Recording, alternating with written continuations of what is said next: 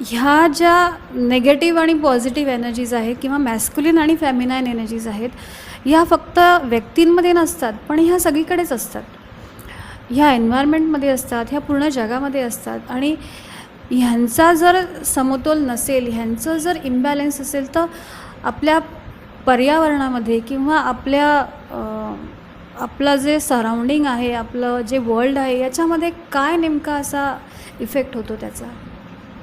असं आपण व्यक्ती, कुटुंब आणि याच्या पलीकडे जाऊन जेव्हा विचार करतो पर्यावरणाचा, ॲग्रेसिव्हनेस इतका वाढला आहे किंवा नीडहूनही ग्रीड इतकी वाढलेली आहे की हा निसर्ग ओरबाडून मी माझ्यासाठी वापरेन, हो ना.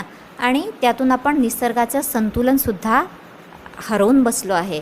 आणि म्हणून आत्ता बघतोय की आपण इतका प्रचंड कडक उन्हाळा आहे, अगदी ग्लोबल वॉर्मिंग इतकं वाढलेलं आहे की UK सारख्या देशांमध्ये सुद्धा 40 डिग्रीपर्यंत टेम्परेचर जे गेलं आहे ते अगदी 200-300 वर्षापूर्वी गेलेलं आणि आत्ता इतकं वाढलेलं आहे. किंवा समुद्राच्या पातळीमध्ये वाढ झालेली आहेच, पण समुद्राचं टेम्परेचरसुद्धा 3 डिग्रीने वाढलं आहे. हे असं अनेक वर्षानंतर होतं आहे. त्याचं मूळ कारण आहे आपण आपलं कर्तव्य विसरत चाललो आहे. आणि ह्याच्या पलीकडे जाऊन जेव्हा आपण समष्टीचा विचार करतो तेव्हा यांग एनर्जी खूप वाढल्यामुळे काय होतं आहे, आज जे आपण इस्रायल, अमेरिका किंवा इराण युद्ध बघतो आहे, नाहक बळी जातो आहे, निरागस लोकांचा बळी जातो आहे.